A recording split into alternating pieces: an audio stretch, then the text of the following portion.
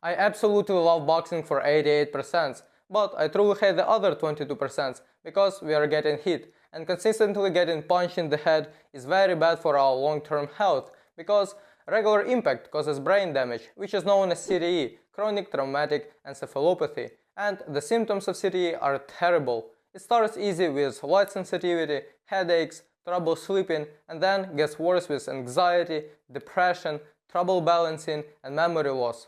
In this video I'll share tips on how to train boxing while minimizing the risks of getting brain damaged based on 13 years of my boxing experience. For starters, let's think where do we get hit the most in boxing. Some of you may think about fighting, but actually that's not true and you get hit way more in your training, in your preparation to that fight. Boxing match can last up to 36 minutes depending on your level, but in most cases it goes even less. But preparation may go for months and for years, and during that preparation, if you hard spar for many rounds for a few times a week, you'll accumulate a lot of damage, and not only to your brain but to your body in general. And fixing shoulder, elbow or wrist injury way easier than fixing your brain. So now that we know that most damage comes from training, let's think how we can make it as safe as possible. The first thing you should do is to set up your training goals. You can do boxing for fitness, for self-defense, or to become a competitive fighter. And depending on your goals, the way you train will also differ. For example, you want to do boxing just for fitness, then you will not have to do hard sparring, and light technical spar will do just fine for you. If you want to do boxing for self-defense, then you will definitely need that hard sparring to get experience on how to react in critical situations. But you don't need that too much, and a few rounds a month will be enough for you. And if you want to be a competitive fighter, then you will definitely need hard sparring, but it have to be supervised, limited, and controlled. I personally think that for most amateur fighters, doing hard sparring 2 times a month from 5 to 9th round is a sufficient amount to practice to balance optimal performance and health. The second step is to analyze your skill level. For example, if you're just getting started, then you have to work on your fundamentals and focus on your defensive skills.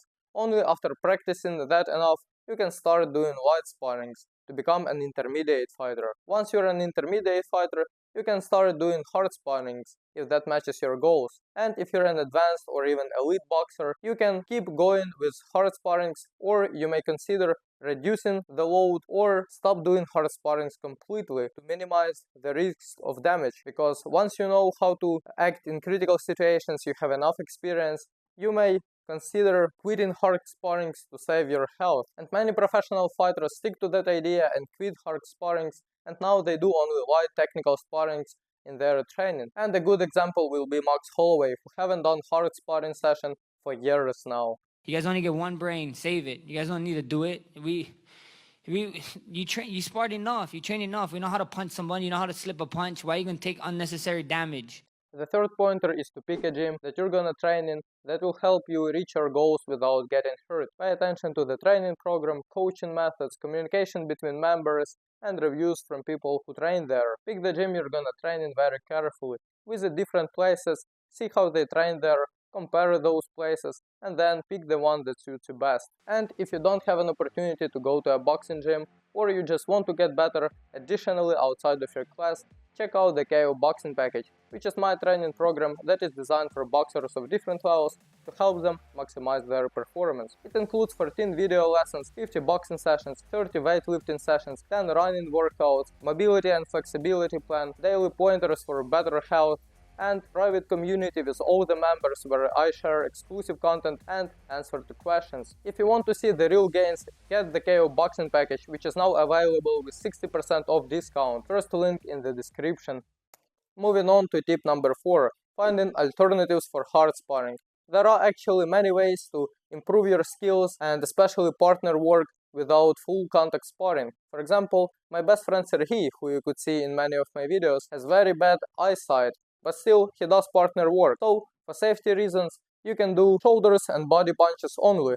It is a very good way to practice your timing, your skills, your form, your technique, your accuracy, and it's basically the same as sparring but without getting damage. Then the second alternative is doing specific partner drills. For example, I throw the jab, My partner replies with the jab, then I throw uppercut and cross, and my partner blocks. Then we change our position, and my partner does the stuff I did, and I block. This way we both can learn, and we both can practice safely without getting brain damaged, and it's a great way to improve your skills. And the third alternative is limited sparring.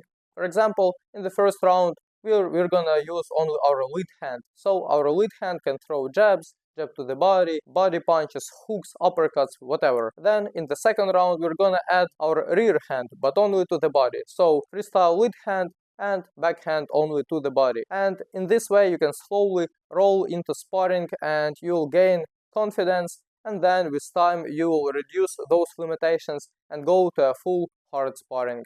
Tip number 5 is always making sure that your recovery is on point. So sleep well, eat right, always stay hydrated, and make sure that you well rested before sparring. And that way you will be less fragile and you will be healthier overall in your life.